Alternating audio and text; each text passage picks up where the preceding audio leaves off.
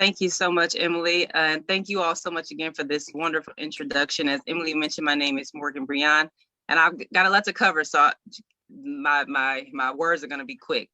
And I am the founder of He'll Be Live LLC, which is a for-profit company based in Metro Detroit that uses art to start conversations in community. So we are self-proclaimed artivists, which is art plus activism with a passion for hope and healing. So we use art as a basis for our advocacy work for a variety of reasons, but our main two reasons are because art can provide a very low risk entry point into topics that may feel overwhelming or threatening, especially if you're approaching them head on. But also creative methods can help individuals to get out of their head during the healing process, which can bring out matters that may not otherwise be free to surface if we're simply relying on logic or memory or intellect, especially for those who I often work with who have some level of stigma around mental wellness, therapy, or just getting help in general. So today, what we're gonna do is two brief activities. I'm gonna show you two brief activities that demonstrate ways that creativity can help a person check in, and you're going to hear me say that a lot, with themselves, and also process what they may be feeling and or reconnect themselves with the world around them. So if you like to, or if you want to, you can grab a sheet of paper and something to write with, or open a document with your computer to type. Again, this is just a brief overview or introduction, but I'll talk about resources at the end that you can purchase if you want to explore this method a bit more.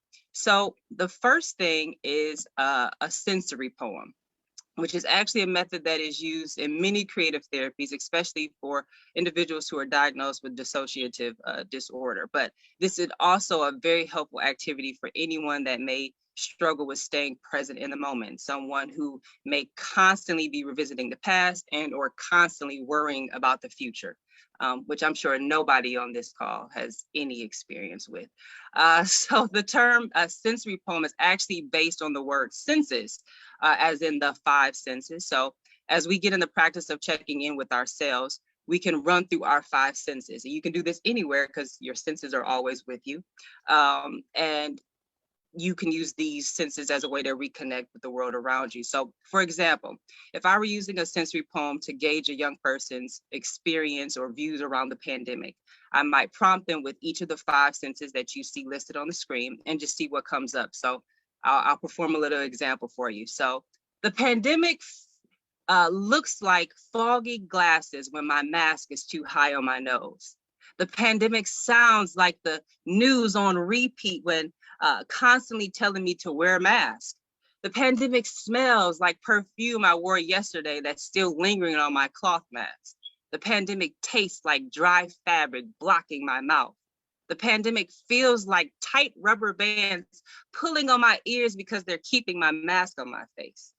So this activity, as I hope you can see or hear, helps a person push more into what their nuanced experiences are around a particular topic, while also forcing them to get out of their head and reflect on how their body is interacting with the world and ultimately reality, but beyond that, their present reality. So another thing I might do in reflecting back with the client is to note the patterns, right? So as you probably heard, the word mask came up a lot. So I may push into this a bit more to find out find that for this person, the most difficult part of the pandemic is how restricted or uncomfortable they feel with the mask or by the mask. And then we may explore why. But this method may get us more details and more information rather than simply asking, how is the pandemic going for you? Which you still can, but now you've done a low risk activity that has also guided them into the therapeutic process. So at some point today, I invite you all to check in with your five senses. You can pick a topic and or survey what you're experiencing in that present moment. And for those of us who may not be able to engage all five of our senses, then the directive would be to push into the other five senses more intently, or really reflect on the experience of not being able to engage that sense. So for example, one of the symptoms of COVID is a loss of taste.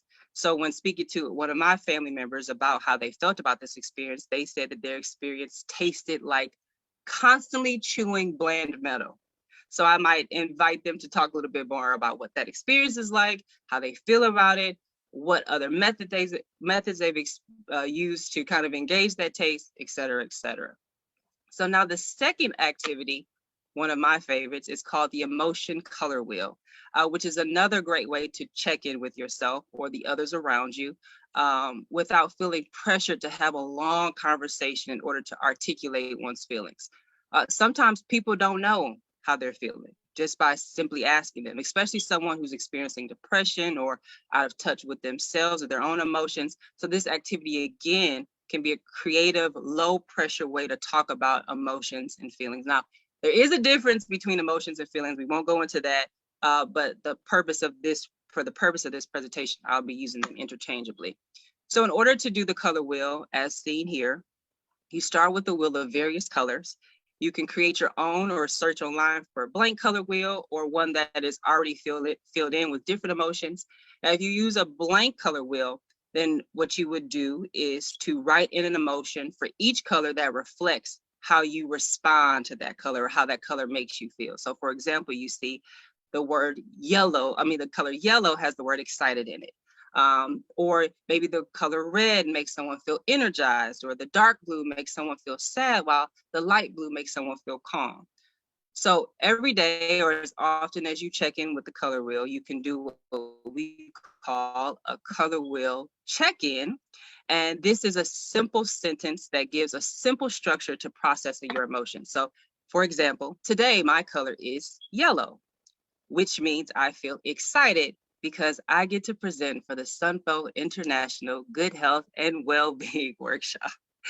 So all in all, these are just two brief activities that you can create or do on your own to help get out of your head or help with overthinking and really ground yourself in the present moment and get into the practice of actively thinking about how you are feeling and why. So I have this slide right here. If you're interested in a resource that can offer a creative way to engage in self-reflection and healing, you can visit our website, www.healbelive.com/store, to purchase a book of poems and its companion workbook that I authored last year titled A Refugee of Me, which uses poetry to guide readers through activities around topics of depression, self-harm, friendships, and goal setting to help someone take steps towards the future. You can also visit our website to learn more about our creative theater projects and how to bring one of our projects to your community or organization to engage groups and facilitated dialogue. So I hope I said all that pretty quickly and pretty swiftly. Thank you all so much again, and I'll pass it on to whomever is